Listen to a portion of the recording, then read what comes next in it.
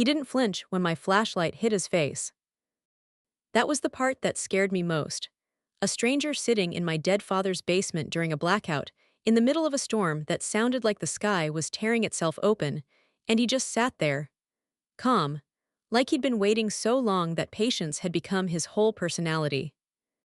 The breaker box was behind him. He'd pulled the single wooden chair in the room directly in front of it, which meant he knew exactly where it was, which meant he'd been here before. "You took your time getting back," he said. Tyler screamed behind me. Not a word. Just sound, pure 9-year-old terror pressed against my shoulder blade. Grandma, who is that?" I wish I could tell you I was brave. At 62, I've survived things that should have made me braver, raising 2 kids alone during the years Gary worked late and called it dedication, sitting beside my mother while she forgot my name, watching my father disappear into himself like a man slowly closing every window in his house. I survived a divorce hearing where a judge divided 40 years of my life into line items, while Gary's lawyer in his expensive suit spoke about asset distribution, the way a surgeon talks about removing something already dead.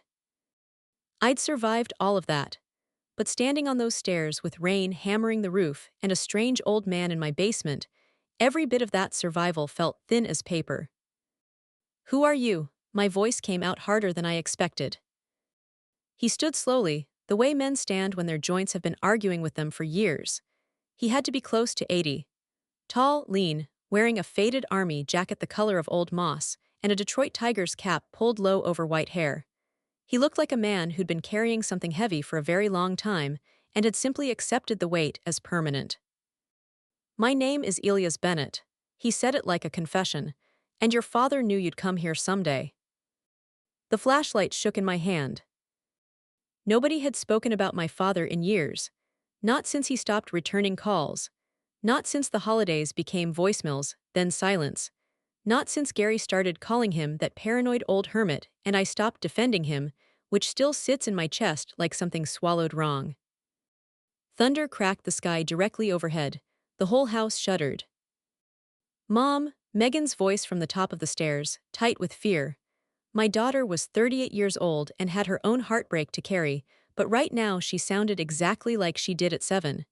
Should I call someone? The old man shook his head slowly. "You can, but by the time the sheriff gets out here through this storm, I'll be gone." He paused and something shifted in his eyes. "But there's something you need to hear first. About this house. About your father." He looked at me. About why he stayed. 3 months before that night, a judge in Columbus divided my life with the clinical efficiency of someone sorting recycling. Gary got the house, the lake cabin in Florida, 70% of the retirement account we spent 4 decades building together, most of it on his salary, yes, but plenty of it on mine, on the years I worked nights after the kids went to bed, on the years I took the smaller raises so Gary could build his career. He got Murphy too, our golden retriever, 12 years old and arthritic and confused by sudden moves. The judge apparently didn't feel a dog qualified as grounds for deliberation. People assume divorce hurts most because of heartbreak. They're wrong. At our age, heartbreak is something you can hold. You know its shape. You've survived grief before. What breaks you is the humiliation, the specific, suffocating humiliation of being translated into numbers in a courtroom while the man who promised to grow old with you sits across a table looking slightly bored. Gary had a younger lawyer with good hair and a calm, reasonable voice that made everything sound fair even when it wasn't. I had a public defender, and 2 days' notice that the court date had been moved, and I showed up with puffy eyes from crying in a Kroger parking lot the night before. "You still have us," Megan told me one evening while we packed my things into boxes. She meant it completely, and it helped completely, and I still cried for an hour after she fell asleep on my couch. Megan was going through her own divorce. Her husband had packed a bag for a work trip to Arizona and simply never came back, at least not to their apartment. He came back for the good television and his guitar. Tyler, 9 years old and already developing the quiet, careful watchfulness of a child trying to understand adult cruelty, helped his mother carry boxes to the elevator without asking questions. I loved him fiercely for that. So that's how 3 generations of women and one 9-year-old boy ended up loading a Buick with whatever the lawyers hadn't touched, driving north through Michigan in November, toward a house none of us had visited in years. My father's lake house. It had belonged to him for decades, acquired cheap in the 1970s when the county around Blackwater Lake was mostly pine trees and fishing bait. After he died 8 years ago, nobody in the family moved to claim it. Nobody talked about it much either, which I'd always assumed was grief, or indifference, or the simple practical math of not wanting a second property you couldn't afford to heat. The house was worse than I'd imagined. The mailbox had surrendered to gravity, tilting at an angle that suggested it had given up years before we arrived. Half the shutters hung sideways. The porch sagged under our feet when we carried in boxes. The inside smelled like mildew and abandoned winters, like air that hadn't been moved in a long time. Tyler stood in the entryway looking at the water stains on the ceiling. "This place looks haunted," he said. "Don't start," Megan told him. I didn't say anything, but he wasn't wrong. The knock came at 9 o'clock. Power had died an hour earlier, somewhere between the wind turning violent and the sound of something hitting the roof that none of us wanted to investigate.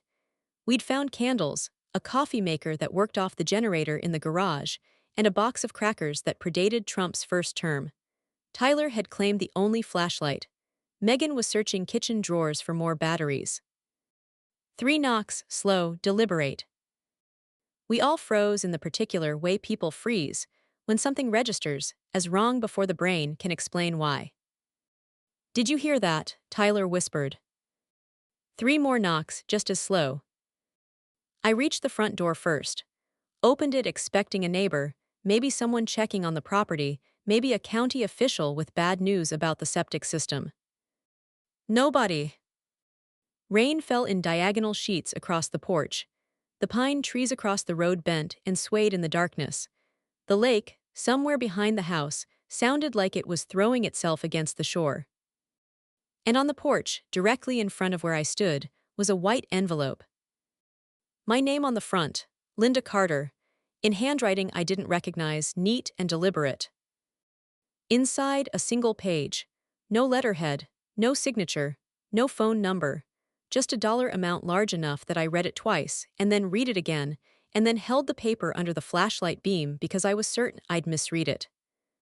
"Mom," Megan had read it over my shoulder. Her voice had gone very quiet. "Who would offer this much for this dump?" I didn't answer. I couldn't explain the fear that moved through me, clean and cold as lake water. It wasn't the offer itself. It was the timing. The fact that we'd arrived 6 hours ago.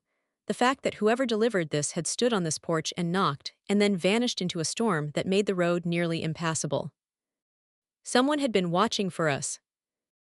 An hour later, when the power still hadn't returned and the flashlight batteries were starting to fade, I grabbed the spare flashlight from the Buick's glove compartment and headed downstairs to find the breaker box.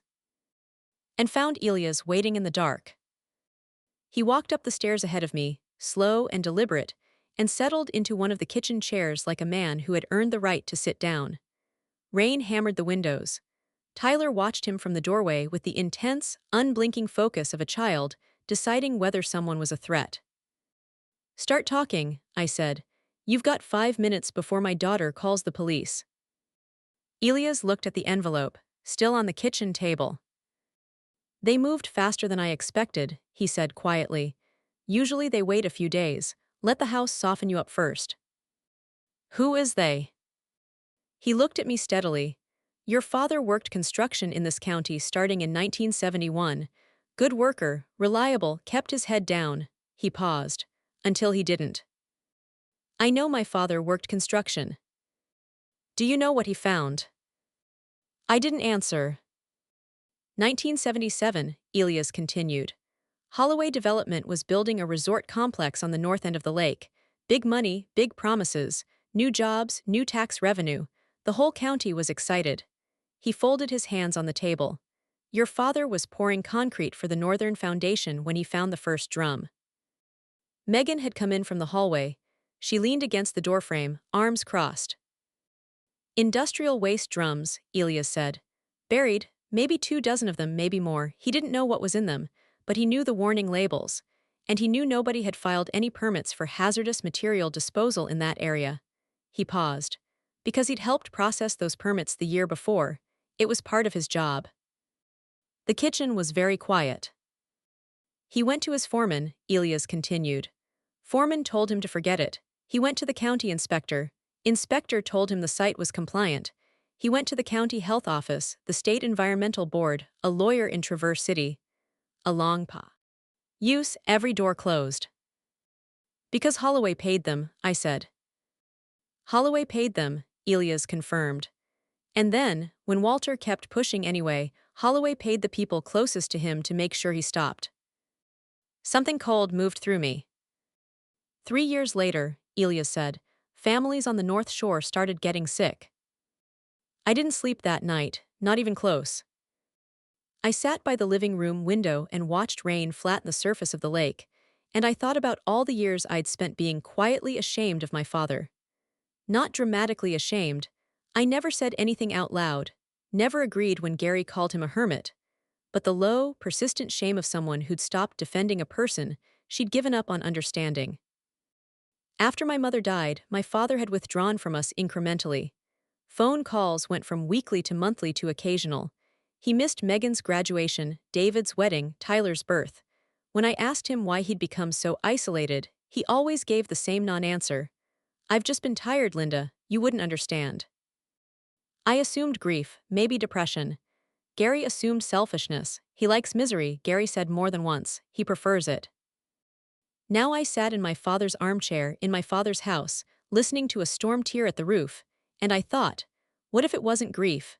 What if tired was the word a man used when he meant afraid? Megan found me there in the morning, still in my coat. Coffee, she said, setting a mug on the table beside me. She'd found the French press in a cabinet and figured out the propane stove. At 38, going through her own collapse, she was still mothering me. I loved her so fiercely I couldn't speak for a moment. We're going to talk about it, she said. It wasn't a question. Not before I've had the whole cup. Tyler appeared, hair pressed flat from sleep. He looked at the envelope still on the kitchen table, then at me. So, he said carefully, are we going to talk about basement grandpa? I almost laughed, which was exactly what I needed. After breakfast, I drove into Blackwater, mostly to prove to myself that I could, that the ordinary world of errands and hardware stores still existed outside this house. The town had shrunk. Lake towns always look smaller when you return as an adult, the distances your legs remember from childhood compress into a few short blocks, but Blackwater had genuinely contracted. Half the storefronts on Main Street sat empty. The diner where my mother used to order grilled cheese in the summers was still open, barely. Miller's Hardware still stood on the corner, which felt like a small miracle. I was buying batteries and cleaning supplies when the older man stocking shelves behind the young cashier looked up at me and went still. You're Walter Carter's daughter, he said. Not a question. I am, I said carefully. He set down the box he was holding. Haven't seen any of your family around here in years. He paused, in the deliberate way people pause when they're deciding how much to say. Walter was a good man. Something in his delivery stopped me. Not the words, the weight behind them. The past tense that felt like more than bereavement. Not everybody thought so, I said. No, he agreed. Not everybody did. Outside, the parking lot was quiet except for rain. I was loading bags into the Buick when I noticed the black pickup truck parked across the street. Engine running. Windows tinted dark enough that I couldn't see the driver. Just the sense of being watched, precise as a finger pointed between my shoulder blades. When I looked directly at it, the truck pulled out and drove away. I sat in the Buick for a long moment with my hands on the wheel, letting that settle. Then I drove back to the lake house and went straight to the basement. Tyler had gotten there first. He was crouched near the back wall with a flashlight, running his hand along the floor in the specific way of someone who has found something and is trying to figure out how to explain it. Look at this, he said without preamble. The concrete near the far wall was different. Not broken, not obviously repaired, just slightly off in color and texture, as though a section of the floor had been poured later than the rest. A careful eye would catch it. A child's eye, apparently, without the adult habit of not looking too closely at things. Probably old pipes, I said. But something else arrived with those words. A memory, arriving without warning, the way certain memories do. I was 12. It was late summer, past bedtime. I'd come downstairs for water and found the basement light on, and my father at the bottom of the stairs with his back to me, doing something near the far wall. He'd heard me on the stairs, turned around so fast he knocked something over. Linda, his voice, sharp as I'd never heard it. Don't come downstairs without telling me first. I'd burst into tears and run back to my room, assuming I'd done something wrong. Spent the rays. Tea of that summer trying to figure out what. I looked at the section of patched concrete. What were you hiding, Dad? The silver Lexus arrived at 4 in the afternoon. The man who stepped out of it wore a navy coat that cost more than my monthly car payment, and shoes so polished they reflected the gravel. He was moving across the driveway toward me before I'd reached the porch railing, hand extended, smile already assembled. Mrs. Carter, Richard Holloway. I represent a development group that's been interested in lakefront properties in this area for some time. The envelope on my kitchen table, of course. I know why you're here, I said. The smile didn't falter. Then you know I'm prepared to be very generous. This property has significant potential, and I understand you've recently been through some difficult circumstances. His gaze moved to the sagging porch roof, the peeling paint, the cracked gutter, deliberate. And I'd hate for you to feel trapped managing a property this size on your own. It was a beautiful piece of work. The sympathy, the implication of helplessness, the offer positioned as rescue. 40 years of marriage to a man who argued like this had given me a fine-tuned ear for it. My father owned this house for 40 years, I said. Funny that nobody cared until now. Something moved behind Richard Holloway's eyes. Fast, subtle, then gone. Your father was an interesting man, he said, and again, the same careful tone as the man in the hardware store. Like they were both reciting from the same script about Walter Carter, memorized a long time ago. Before I could respond, a truck rattled into the driveway. Rusted, loud muffler, Elias. He climbed out without hurrying and walked toward us with the unhurried steadiness of someone who has stopped being afraid of particular kinds of men. He didn't look at Richard. He looked at me. Don't sell, he said quietly. Richard Holloway's entire face changed. Just for a moment, the polish cracked, and underneath it was something harder and older and considerably less friendly. Mr. Bennett, he said, very carefully. You're trying to bury something, Elias said, still quiet, still not looking at him. A long silence whined off the lake, the pines moving overhead. Richard turned back to me, and when he spoke, his voice had dropped to something almost gentle. Mrs. Carter, you should ask yourself why an old man would drag your family into something that ended decades ago. A pause. Whatever he's told you, the people involved are powerful. The legal complications alone could consume years of your life. His eyes moved briefly toward the house, toward the window where I knew Megan and Tyler were watching. Your grandson deserves stability. I looked at him for a long moment. Then Elias said, some graves don't stay buried forever. Richard Holloway stared at him. Something passed between them, recognition, history, old unfinished business. Then he got in his Lexus and drove away, slowly, without looking back. I turned to Elias. Start talking, all of it, right now. He removed his cap and held it. For the first time, I saw it clearly, the fear in his eyes, not the performance of concern. Actual fear, old and deeply settled. Your father kept records, he said. Records powerful people have been trying to find for 30 years. He told me everything on the porch that night, while the lake lay flat and black below us, and a half-moon moved in and out of cloud cover. The dumping, the covered-up illness, the campaign to destroy my father's credibility before he could build a case, the foreman who threatened his job, the county inspector who filed a false report, the local doctor who signed off on the environmental assessment for a generous fee. The lawyer my father scraped money together to hire, who was quietly contacted by Holloway's people and found reasons to withdraw. And then the final blow. Your Uncle Frank, Elias said, your mother's younger brother. I went very still. Your father had gathered enough evidence by 1980 that there was going to be a state hearing. Testimony, paper trail, real exposure. Elias looked at the lake. Frank testified that Walter had been lying, that he'd fabricated the evidence, that the whole thing was the obsession of a troubled man still grieving his wife. I heard the words. I understood them. It still took 30 seconds for them to fully land. Frank took money, I said. Frank took money. I sat with that for a long moment. Uncle Frank, who came to Christmas every year and ate my mother's pie, and called my father Walt in a way that always sounded faintly contemptuous. Uncle Frank, who used to say your father's chasing ghosts again with a kind of exasperated affection that I'd always read as brotherly frustration. Uncle Frank, who sent a card when my father died but didn't come to the funeral. After the hearing, they went after his reputation, Elias continued. Anyone Walter talked to got a visit. Anyone who believed him found their own problems suddenly getting worse. Insurance denied, business licenses delayed, a foreman told he could either fire Walter or lose the contract. He paused. It's not complicated what they did, it's just expensive, and it works. What happened to the people who got sick? Elias was quiet for a long moment. 3 families lost children. Several adults developed cancers that had no clean explanation. One family sued, but by then the drums had been quietly removed and the environmental testing came back inconclusive. He looked at me. The company paid for the removal, which is how I know they knew.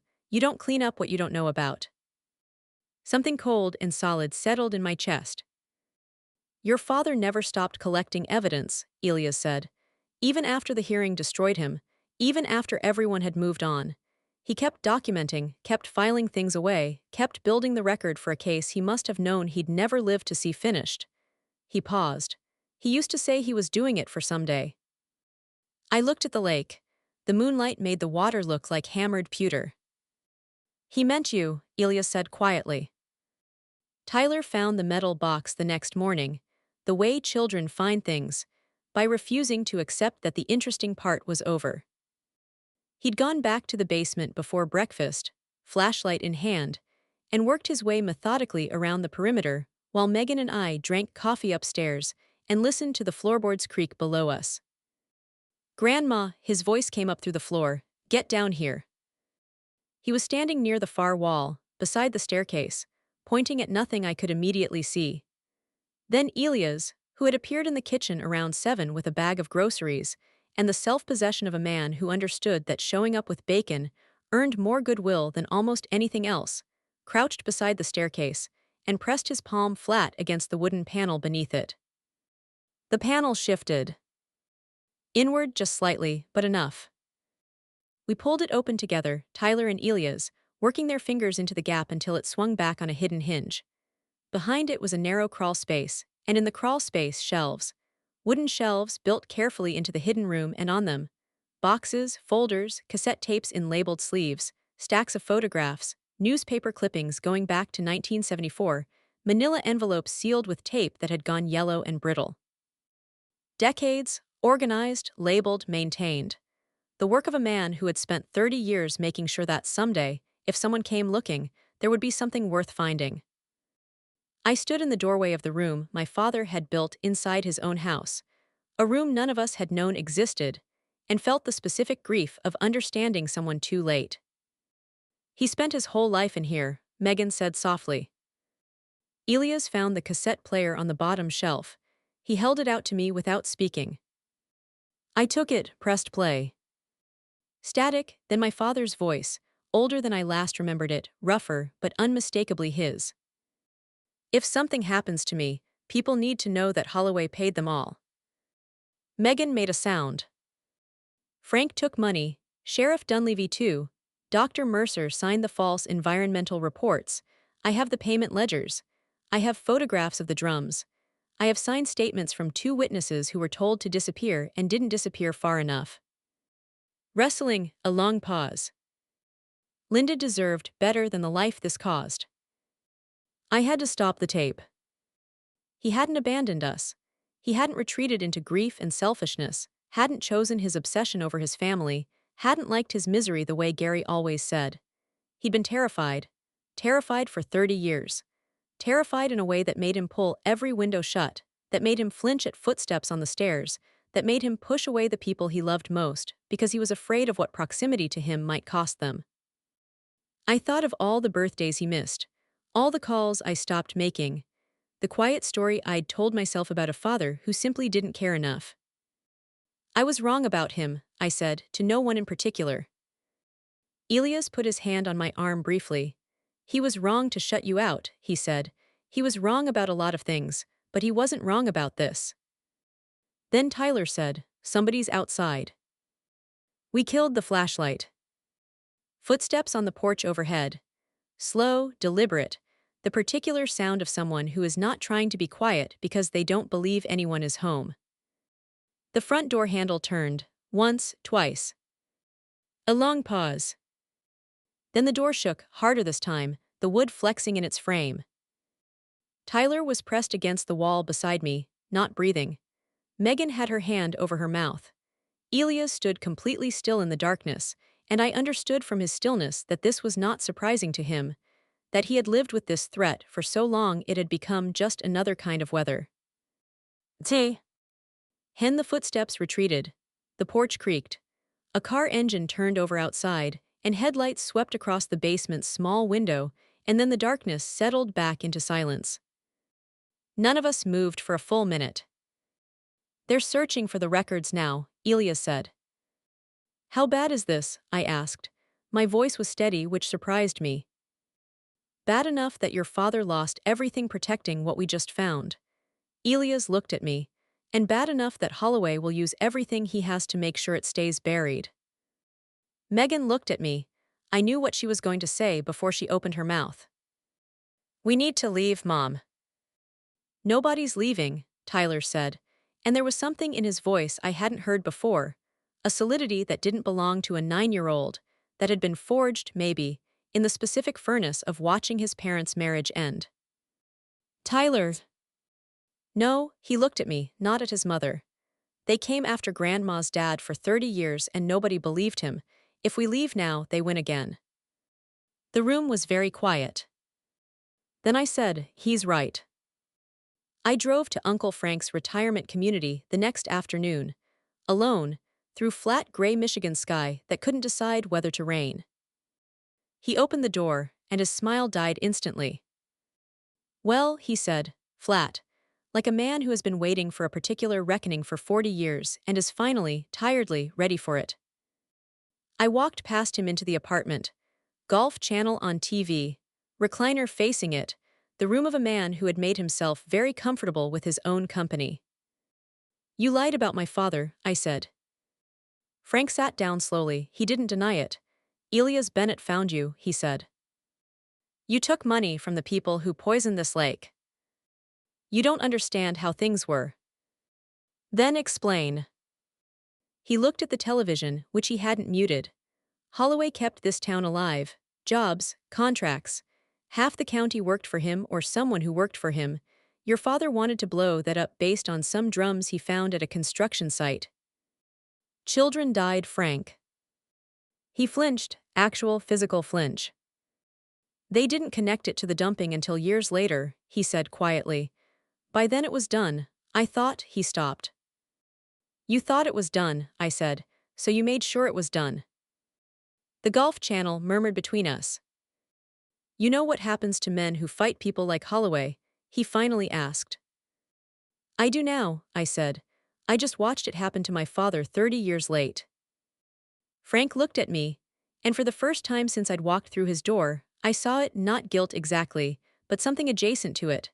The expression of a man who'd told himself a story for so long that he'd almost stopped knowing it was a story. Almost. "He was my friend before he was your enemy," I said, and walked out. The black pickup was waiting at the end of Frank's parking lot. It followed me all the way back to the lake house, not close, not threatening, just present. A reminder that I was being watched, that someone wanted me to know I was being watched. I drove steadily and kept my hands at 10 and 2 and refused to speed up. When I pulled into the driveway and got out of the car, my hands were shaking. I locked myself inside and stood in the entryway for a moment with my back against the door. Megan appeared from the kitchen, saw my face. "Moms, what happened?" "Tyler," I called. He appeared from the hallway. "There's somebody outside," he said, before I could say anything else. He was looking toward the lake-facing window. We all turned. A figure stood at the end of the dock, partially visible through the glass and the dark, still, watching the house. Then slowly, the figure lifted one arm, and in the arm, a gas can. They weren't trying to frighten us anymore. They were going to burn it down. All of it. The house, the hidden room, the 30 years my father spent building the case he never lived to make. "Go," I said, "both of you back door into the trees." "Grandma's." "Now." I went out the front. The dock was empty by the time I reached the yard. The figure was gone, absorbed back into the darkness at the edge of the tree line, and the only evidence was the sharp chemical smell of gasoline hanging in the cold air. I stood on the grass and looked at the lake. The water was completely still. Moonlight cut a long silver line across the surface. My father had sat beside this water for 30 years, alone, maintaining the evidence of a crime nobody wanted to see, waiting for someday. "Someday you'd come back here after losing everything," Elias had told me, "and you'd finally understand why he stayed." I understood now. The lake was still, the evidence was real, and I was not leaving. Inside, I found Elias in the kitchen. He'd heard the car approach and come downstairs, and now he was standing at the window with a stillness I was beginning to understand was not calm. It was the practiced composure of someone who had spent a long time not letting F. "Ear show." "They're getting desperate," I said. "Which means we're almost out of time." He looked at me. "There's something else, Linda. Something Walter hid that even I didn't know the location of until recently." He sat down. He didn't trust the house. He said someday people would tear it apart looking for the most important evidence, so he put it somewhere else. He reached into his coat pocket and produced an old map, folded and sealed in a plastic sleeve. "Fishing routes across Blackwater Lake, marked with my father's block lettering. Ordinary looking until you notice the small red symbols near the northern shoreline, and the circled coordinates and the handwritten note beside them. When the water is still." I stared at it. "He put evidence in the lake," I said. Elias nodded. "Waterproofed, weighted, marked with that buoy." He tapped the map. "The tape recordings the payment ledgers don't include, the signed original contracts, the statements from witnesses who are all dead now." He looked at me steadily. "The things that survive a fire." Megan from the doorway, "Absolutely not." Tyler from behind her, "I'm going with Grandma." 4:30 in the morning. Michigan in December, the lake black as oil and the air cold enough that it hurt to breathe. My father's aluminum fishing boat sat half-sunk in mud at the edge of the dock. Tyler and I spent 20 minutes bailing it out by flashlight before the motor would even consider starting. When it finally caught, the sound was enormous in the pre-dawn silence, and I spent 30 seconds convinced that every light in every lakefront house would come on. Nothing moved, the water was glass. We found the buoy where the map said to find it, a weathered red marker bobbing against a rocky section of the north shore, half hidden by an overgrown pine leaning out over the water. Tyler spotted it. He had young eyes and the focused attention of someone who had decided that this mattered. We killed the motor and drifted the last 50 yards. The hook caught on the third try. We pulled together, the rope slick and ice cold, hand over hand, for what felt like a long time. Then the resistance changed and the lockbox broke the surface trailing black water, and Tyler made a sound that was almost reverent. Inside, sealed documents in layers of waterproof plastic, photographs, signed statements in names I recognized now from the ledgers, an original contract bearing the Holloway Development letterhead and the county inspector's signature, and one cassette tape, labeled in my father's handwriting, 3 words only. "If they come." I held the box in my lap in a fishing boat in the middle of a black lake at 5 in the morning, and I thought about a man who had spent 30 years waiting for if to become when. "Is this it?" Tyler asked. His voice was hushed. "This is it," I said. He nodded slowly, then, he was really brave. I looked at him, 9 years old. His parents' marriage had ended 6 months ago, and he'd watched it with those careful eyes that missed nothing, and he'd carried it quietly, without complaint, the way children carry things they have no tools to put down. And here he was, in a boat at 5 in the morning, helping finish something his great-grandfather had started. Yeah, I said, he was. Federal investigators arrived in Blackwater the following afternoon. Helen Morris, editor, 74 years old, sharp as a letter opener, had moved fast once she saw the lake evidence. She'd been waiting for this story since 1979, when her own editor had killed her original investigation at the request of an advertiser she'd later identified as a Holloway subsidiary. Environmental agencies reopened the contamination case within hours. By evening, reporters had arrived from Detroit and Lansing. Holloway development stock began moving by mid-morning the next day, and not in a direction Richard Holloway appreciated. By the end of the week, former employees were talking, retired officials were calling lawyers, and state investigators had seized documents from Holloway's offices across 3 counties. The cassette tape reached the press on a Thursday. My father's voice, describing payments and names and dates, broadcast on a regional news segment that was then picked up nationally. Walter Carter, the paranoid old hermit who had destroyed himself chasing a 40-year-old grudge, became the whistleblower nobody had listened to. I watched it happen from the lake house porch, wrapped in his flannel coat that still smelled faintly of sawdust, drinking coffee in the November cold. It didn't feel like victory. I'd expected victory to feel like something. Instead, it felt like grief and relief occupying the same space, pushing against each other. Because justice, when it finally arrives, doesn't give back what it took to arrive. It doesn't return the years of your father's life, or the summers you didn't visit, or the calls you stopped making. It doesn't uncreate the story you told you. Ourself about a man who chose his obsession over his family. It just sets the record straight, which matters, just not in the way you imagined. Gary came on a Saturday, 2 weeks later. No advance call. He stood on the porch in an expensive coat that looked slightly wrong now, like he'd borrowed confidence that no longer fit, and his first words were, "I heard they froze accounts associated with Holloway's operations." Not, "I'm sorry." Not, "I was wrong." Just the direct declaration of a man who had come because his financial exposure had arrived. "You knew him," I said. "Richard Holloway, you knew him before you sent me here." Gary looked at the porch boards. Business circles overlap, I didn't know the details. "You knew enough to push me toward selling."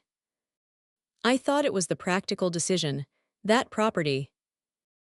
"Gary," my voice came out very quiet. "Stop." He stopped. For a moment, we just looked at each other, 2 people who had shared a bed for 40 years, and were now genuinely strangers, which is one of the more disorienting things you can discover about a life. I looked for the man I'd married, and found someone I recognized the way you recognize a house you lived in once. The shape is familiar, but you no longer know which drawer the silverware is in. "I loved you," I said. "For most of my life I loved you. That doesn't disappear just because you failed me." I paused. "But I'm done now." Something crossed his face that I hadn't seen from him in years. Genuine pain. Not the performed disappointment of a man inconvenienced, but real pain, the kind that comes from understanding what you've actually lost. He nodded once, left without saying goodbye. I watched his car go down the gravel road and felt, for the first time since the divorce, something that wasn't grief or anger. Just quiet. Spring came slowly to Blackwater. The shoreline cleanup began in April, funded by settlement money from Holloway Development's civil liability. The families who had lost children to illnesses that nobody had ever properly explained received formal acknowledgement from the county and the state, which could not undo what had happened, but at least stopped the long insult of being told it hadn't. Elias recovered. Slowly, with considerable argument against his doctor's timelines, and a stubbornness that I recognized as a trait he must have shared with my father. Tyler started talking more. Not to everyone, he was still fundamentally a careful child, but to me. In the evenings, when Megan was on the phone with her own lawyer handling her own fresh start, Tyler would sit on the dock with me and skip stones and tell me things about his school year, his friends, the things he was angry about, and the things he was learning to let go of. 9 years old, figuring out how to carry loss without becoming it. One evening in late May, Elias sat beside me on the repaired dock, new boards, new bolts, still the same lake, and handed me an envelope, my father's handwriting on the front. For Linda. Elias had held it for 8 years, since the day my father made him promise to wait until the records were found. Inside, 4 pages. Not about Holloway, not about the contamination or the evidence or the 30-year fight. About me. About the specific worry of a father who loved his daughter from behind the glass of his own fear, who watched her grow up and marry and make a life, and wondered if any of the damage he'd caused her had calcified into something she'd carry the rest of her life. I was not a good father to you in the years that mattered most, he wrote. I told myself I was protecting you. I know now that was also cowardice. A man can protect his family from external threats and still be their greatest damage. Whatever you've lost by the time you read this, and I think you will have lost something large, I hope you find that losing things sometimes clears a space. I hope you find what I never managed to, the courage to be still, to stay, to believe that the people who love you are not also threats. The lake will be here after all of us. That has always been a comfort to me. Love, Dad. I read it twice, sitting on the dock while Tyler skipped stones and the sunset turned the water bronze and gold. Then I folded it carefully and put it in my coat pocket, against my chest.